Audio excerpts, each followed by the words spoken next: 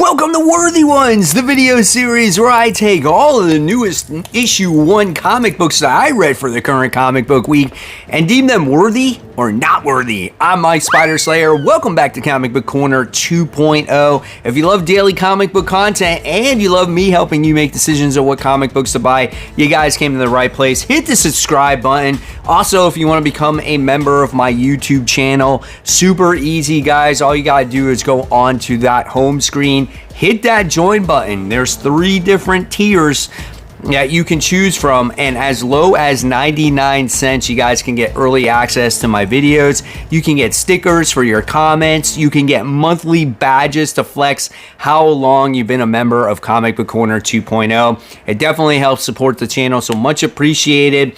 And of course, guys, if you don't, that's great too, you know, because you're supporting the channel by just watching and giving this video a thumbs up. So with that being said, let's get started with this week's episode of Worthy Ones. The Power Fantasy. This is issue 1, a 40-page comic for the price of $4. This one's written by Kieran Gillen and the art is done by Casper Wingard.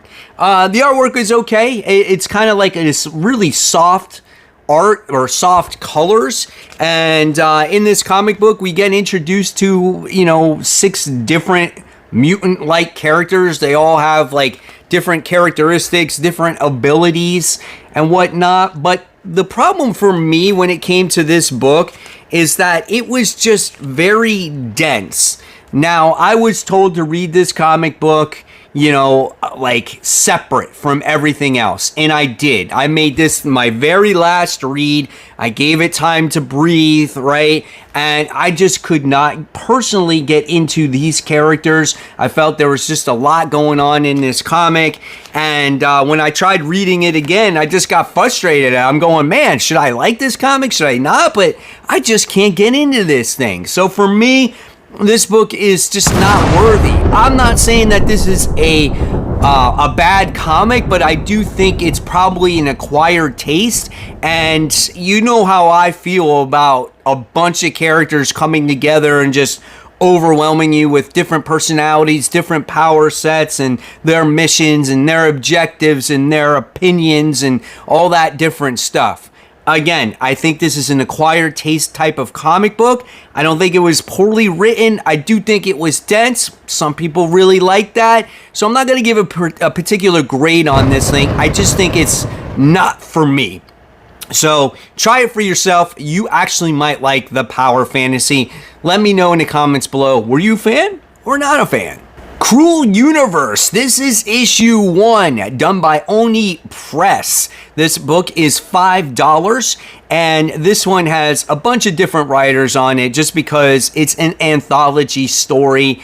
This book has, I think, 5 different stories. One titled The Champion, the next one called Solo Shift, Drink Up was the 3rd story, and the 4th story is called Priceless. Now, when it came to this book, you can expect different art styles or, different characters in here. And when I was reading this book, I found myself really engaged with probably the first couple stories in here. And then sometimes with anthology books, obviously you're going to get stories that you don't like. And as each story went by, I found myself liking it less and less. I felt like if they made the second story first and made the first story last, it would have had 2 solid bookends with mediocre stories in the middle, right? But the first story was the best, about a particular warrior that goes into space and it does a battle arena, and you get to see the narration from a particular character, and you think maybe it's one character, but it tends to be another character at the end. Really, really good. And the second story was about this guy who tries to go back in time because he feels like, he found this girl in the middle of the universe and she was murdered, and figures, he can fix things and hook up with her, and that was a complete fail. And then the story's kind of like dipped a little bit. You know, not that they were really bad, it just wasn't as solid and they weren't as long and maybe didn't have time to tell the story that they really wanted. So, you know, if you like anthology stories, right, and you like kind of like science fiction stuff mixed in with a little smidge of horror or whatnot, this book is worthy. I thought it was a pretty good read, but for me going forward, I'm not going to continue it. There's just way too many books out there. I like anthology books, but I don't tend to usually collect them for the long haul just because I really do enjoy the individual story more. But I'm happy I checked it out. I thought it was a decent read. So if I had to give this one a grade, I'm going to give this one probably a C+. Like I said, 2 solid stories out of 4. You know, for it to get an A, all those stories would have had to blow it away. So, yeah, if you like anthology, like I said, check it out. Spider-Man Black Suit and Blood, issue 1, a 40-page comic for $6. Woo! That's a steep one. Listen, I honestly originally only bought this one for the banger cover. I got this cover right here. I thought it was great with Black Suit Spider-Man swinging around with, you know, redhead Mary Jane on there. And I love the hair and the nails. Looks great. So since I got it, of course, I was like, well, why not read it, right? So obviously, this one is also an anthology book because if you read the Red, White, and Blood books, right, you're going to expect an anthology here. Now, there's a lot of different writers in this one as well, including J.M. DeMatteis. Now, there are 2 stories in here that are a little bit longer in here. First one is with J.M. DeMatteis. It has to do with some poor old sap that knew Spider-Man and helped Spider-Man at one point. You know, listen, does it touch on the heart of the character a little bit? Yes, on how, you know, selfless Peter Parker actually is because he's willing to help a guy that maybe is a rough around the edges to, you know, give his family a little bit of more hope of his dad that was, you know, a good guy at the end of the day. That was kind of okay, right?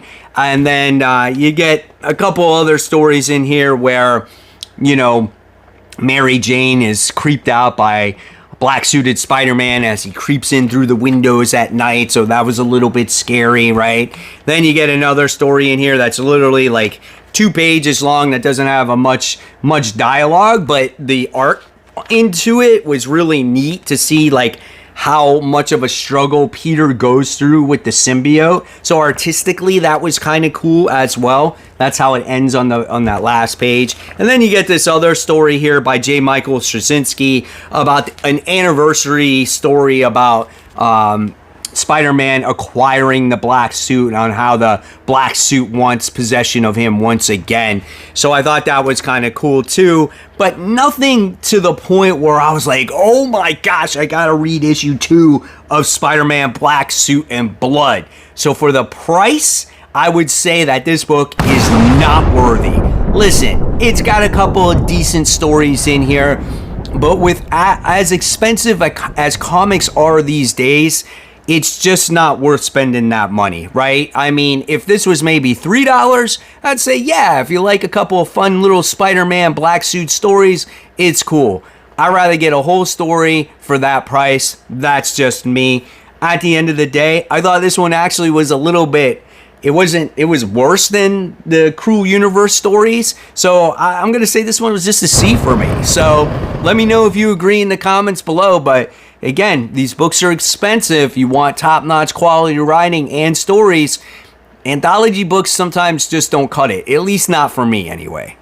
Red Before Black, issue 1, a $5 comic published by Boom, written by Stephanie Phillips. The art is done by Goran Sadusiga. Man, I am so bad with names, bro.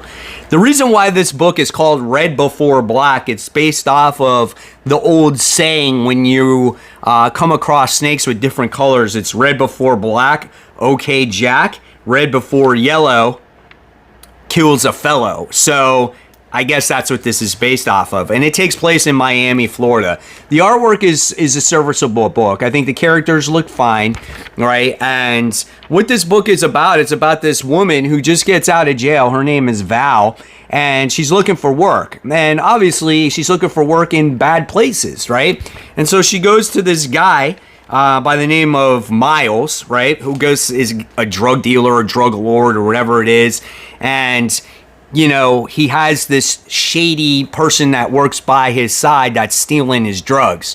So after a long, lengthy conversation, this guy's like, all right, we'll go after Chloe, which is the girl that stole all the drugs, and then, you know, take care of her, and then I'll give you a job. So we wind up seeing all kinds of things happen in here in the meantime. You go to some other shady drug guys, you know, a little later, and you get to meet the other character, Chloe.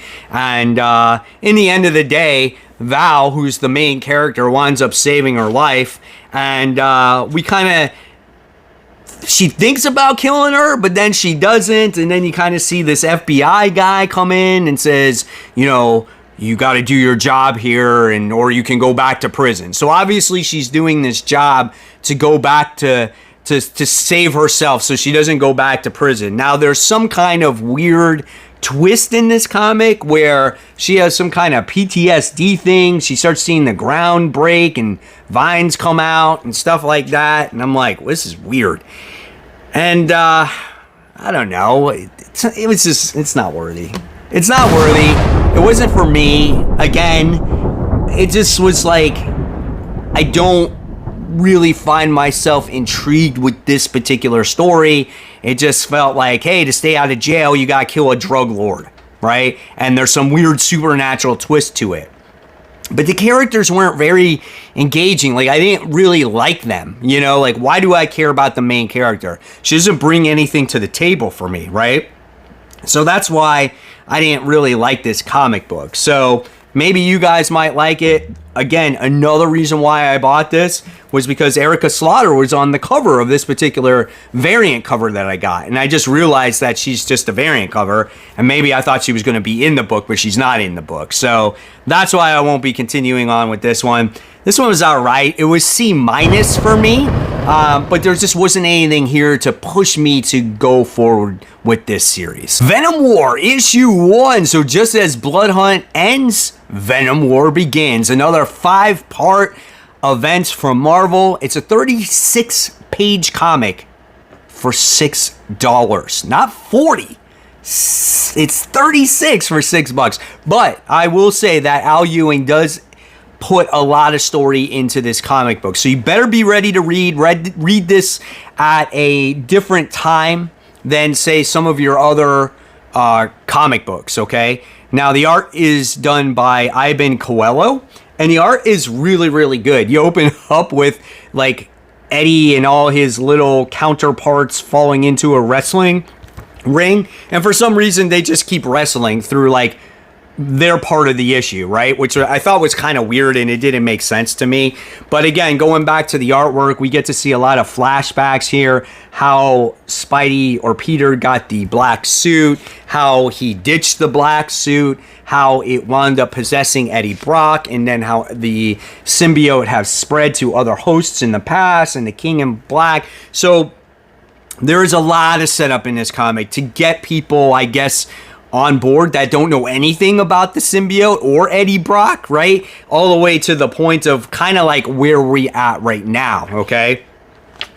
But at the same sense, I think it did a good job at catching up readers with that stuff, but I don't think it was new reader friendly to understand who of all the other characters are. Like, we get Dylan from the past, who's a time traveler. We get all these other different symbiotes that's attached to Eddie Brock, which I don't think do a good job at explaining. We get this whole other situation with Liz Allen. We get Meredith, that was a villain that was from the future from Eddie, who's part of like Roxxon or whatever freaking company that they're part of now, or Acclamax. Bro, there is a lot of stuff going on in this comic, okay? And then the big kicker, and this is a spoiler, so if you have not read your copy, please read your copy first. You get the suit, you get the symbiote suit, Venom, winds up going home. He feels like whatever host that he goes to, he destroys. So he doesn't know what to do. It's beside himself. So where does he go? Back to Peter Parker's house. He has this heart-to-heart conversation with Peter, and the next thing you wind up finding out is, guess who's wearing the suit again? And he has chains, and looks kind of cool. It's nice to see him streamlined a little bit, updated spider logo, but I was kind of like, it's cool, but it's really not. Like, I don't know. Why does he need chains? Like, that was Dylan's thing, right? So for me, when it comes to this book, it wasn't worthy. I did not like it. I really did not like it. And part of the issue is I have not been a fan of Al Ewing's Venom run this entire time. I don't like all the time travel stuff. I never liked all the different variants of Venom. Not a huge fan of Dylan being part of, the Venom symbiote either, and them going back and forth to the stories. I feel like there's just a lot of moving pieces here, and maybe that's why they need all these tie-ins. But what this did is this detracted me from buying all the tie-ins. Like, normally in events, I'm all good for it. I'm optimistic. But this doesn't interest me enough. I think, obviously, I'll probably buy the ones that I usually read. So right now, I currently read Venom. I read Carnage. I read Spider-Man. So obviously, those will tie in. But I'm not going to read everything. And I will probably read the event just to see how it turns out. But I was kind of disappointed at it. I might be in the minority here. And I don't think that one page with a cool looking Spider-Man makes an entire issue, right? It's like, oh yeah, it's Spider-Man in black suit again. We've seen that 1,000 times. So for me, again, if I gotta grade this personally, I'm gonna give this one a C. Again, very average for me. I could be in a cranky mood. It might be this hot garage, but this was not something that I thoroughly enjoyed. And like I said, I'll probably pass on a lot of the tie-ins for this. Blood Hunters, this is issue 1, 28-page comic for the price of $5, written by Erica Schultz, and the art is done by Robert Gill. When I looked at this comic book and I opened it up, you know what? I thought it was pretty good. I did like seeing the cast of characters in our Blood Hunters team. I was wondering why this was not a miniseries right from the start, but what the anthology book did was get the team together, and then they're like, all right, now let's come out with a little adventure with the Blood Hunter characters. So our cast of characters in this comic book is going to be Dagger, Elsa Bloodstone, which is pretty cool, Hallows Eve, which I like that character, White Widow. And then we get the Blood Coffin people. They're still hanging around for some reason. We got, what's his name? Bloodstorm, Cruel, was it Damascene, and Smoke Eater. So those guys are just like hiding in the like alleyway and stuff like that, just kind of like plotting and planning. And for the first time, you wind up seeing vampires walking in the daylight, okay? And Elsa Bloodstone has a tough time not destroying these vampires, and Dagger's just kind of like, listen, we're trying to save lives here, you're not going to kill everybody. And she's kind of like, screw off, she's like, I'm going to do whatever I can to just save myself, and that's the way it's going to be. So there is some, animosity between the team members here. Meanwhile, we do get Miles Morales in the comic book, and he's trying to save people as well. And he's still a vampire. So remember, from Blood Hunt, he wound up getting affected. He's still a vampire. And by accident, they find out that he's a vampire. And Elsa Bloodstone has no mercy. And she basically wants to, kill Miles Morales. She's like, I don't care. You had a chance to save him. Now he's going to die. So no mercy from Elsa Bloodstone. And you know what? I thought this book was worthy. Out of all the books I talked about today so far, this was the best one that I've read at this point that we've talked. because I put my mind away on this one and just had fun with it, right? I couldn't take this one too seriously. It doesn't really tie into it. It doesn't really... It's like one of those books where there was no past with these characters as a team. So this is the first time they're a team doing something. And does this book really need to exist? No. But it's just one of those books where you just put your mind away, have fun reading it, and they're going on an adventure. And obviously here, they're going to try to cure Miles Morales' vampirism. That's probably what this story is going to be about. But I do like the interaction between the characters. Was this the best read? No, but it was fun. So I'm going to give this one a B-. I just had a good time with it, man. Sometimes the simpler comics just are more enjoyable, and that's how my brain works sometimes. The Avengers, issue 17, legacy numbering 783, 28 pages for the price of $4, written by Jed MacKay, and the artwork on this one is done by Javier Garrón. It's fine. It looks great, man. There is not a lot of action in this comic book, but there's great facial expressions here, and you can really feel for the characters on like what they're going through and their struggles. Now, what this comic book focuses on is the aftermath of Blood Hunt, and you get to see every single character kind of go through their little sorrows and their afterthoughts, right? So it starts off with Carol Danvers meeting with the team, going, hey, we were a bunch of failures, we're supposed to be the Avengers, we shouldn't lose life. And we get to see Tony Stark kind of have a heart-to-heart with her about, do you want a drink? You know, are you about to fall off the wagon type of situation? You get to see Black Panther and his whole ordeal, and so it just goes on and on with all the different characters. Now, this is a staple formula from Jed MacKay. He tends to really separate his characters in his team books, especially this Avengers book.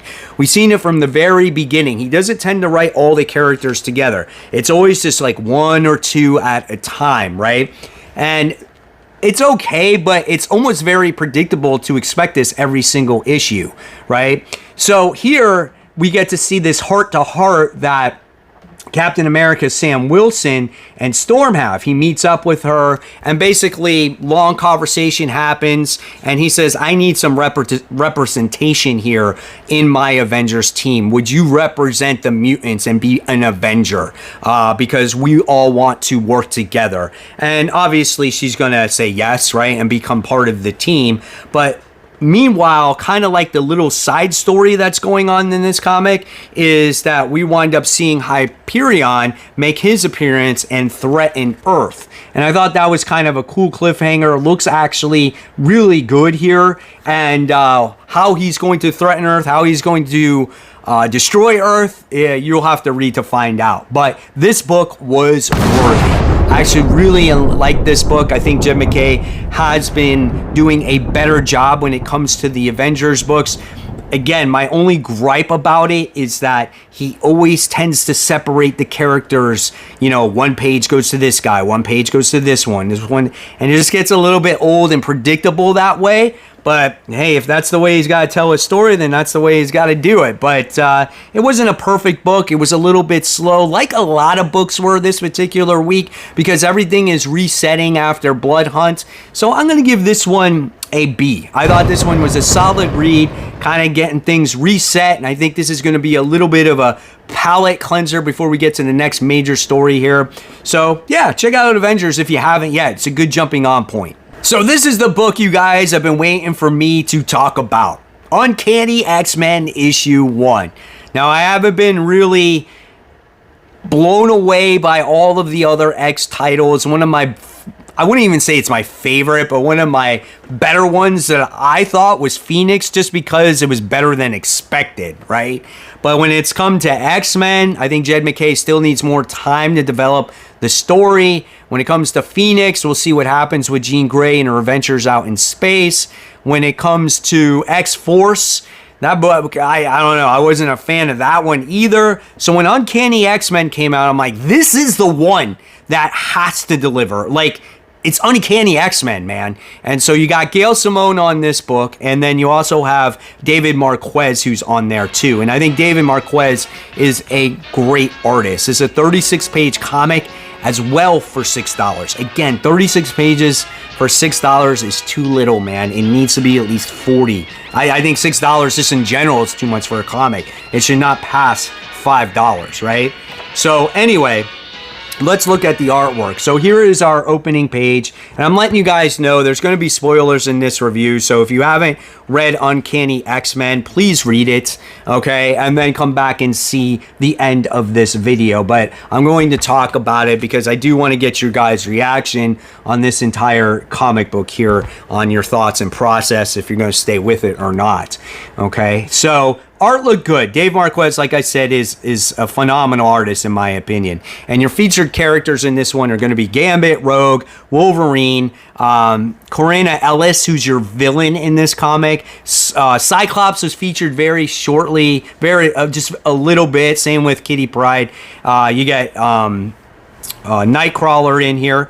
And so those are going to be your cast of characters. And this book has a lot in it. For 36 pages, it is packed because you get to see Dr. Ellis in this comic book as she does purchase the X Mansion, and she wants to make it like into a prison. She wants herself to be called a warden, and she winds up capturing her first mutant here. Now, if you read the free comic book day issue, at the end of that free comic book day issue, you saw a particular character behind this big cell, and we didn't know who that is. And here is that person, but we still don't know who that character is. So I'm very curious, right? So right away, that definitely piques my curiosity. But from this point out, we don't see really that villain anymore, okay? Now we get to see the interactions here between Rogue and Gambit and Wolverine taking on this freaking big-ass dragon that has the Eye of Agamotto, which was kind of like a way to set up a little bit of action, which is a very dialogue and dense comic book, right? So you get to see them do this battle and them working together, which I thought was really a lot of fun, right? Kind of captures a little bit of the heart of the characters that you knew and loved from maybe the 90s or maybe back from like the earlier days of X-Men. I thought it did a pretty good job of that. I love seeing the relationship between Rogue and Gambit. Again, Wolverine being a little bit of that third wheel. We got something going on. I forget who this chick is. She's being captured or whatever it is. I don't know. There's that going on. And then we wind up getting to see our X characters wind up getting called to a children's hospital. And this is where the book gets very emotional for me. Okay, so we wind up getting to see this poor boy who they think is like some type of a mutant like Professor Xavier, but has this low level psychic ability. And this boy, you know, is probably going to die, right? And he sees he winds up seeing his heroes for the first time, and the joy on his face was absolutely awesome. And then what happens is he winds up reaching for Rogue, and all of a sudden, what happens when you touch Rogue? Well, you wind up getting your life force taken from you, and you wind up possibly dying, right? But since this kid is so sick, yeah, he definitely is going to die. And Rogue just holds herself responsible, and she can't fathom herself on this loss, right? And he actually says something though when he is about to die. He says, "They're coming. You have to help them. One of them is the Eldling." So you're kind of led with a little hint there, right? So I was like, oh, wow, that's pretty intense. But Rogue is obviously holding herself responsible for this boy's death. And then you kind of get to see more real emotions from Rogue because she's like, I have to be an X-Men. Even if I am the only one doing it, I have to make a difference. I want to make a difference. So if you guys are with me, you're with me. If you're not, you're not. So she is the one that feels like she must carry on the X-Men legacy, right? And I thought that was really kind of cool. And then you kind of get left with this crazy cliffhanger at the end with, I guess, these new particular mutants. And then you wind up getting that QR code. That gives you a little bit more insight of what's going on. So in a couple seconds, I'm going to show you this last page. So there's that last page with these, I guess, these new mutants. So we'll see what happens. I pretty much spoiled the whole book, so I'm sorry about that.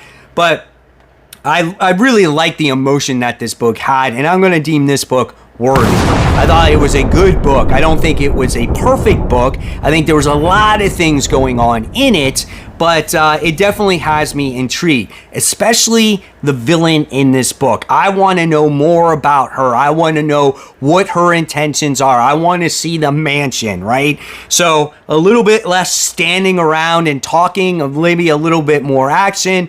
But again, it's the first issue. Things got to build, right? So I think Gail Simone has something special here. I think she can pull it off. And I think this has potential of being the best X-Men book. So at the end of the day, I'm going to give this one a solid B. I want to know in the comments below what you guys thought of Uncanny X-Men. Did you like it? Did you hate it? Or you're not reading any X-Men? So there you have it, webheads. There are my thoughts on these new number ones. Sorry I was a little bit cranky, but I'm just being honest. When it comes to new issue ones, they have to do better than being average in order for me to continue a series. And a lot of them just didn't do it for me this week, you know? Some weeks you get better ongoing issues than the issue number ones. So do you guys agree, disagree? Leave me all those comments below. More content right here for you to always click on and watch. Of course, guys, support the local comic shops. Keep buying, keep collecting, but always remember, read your comics so we can have a great conversation just like this. Guys, thank you so much.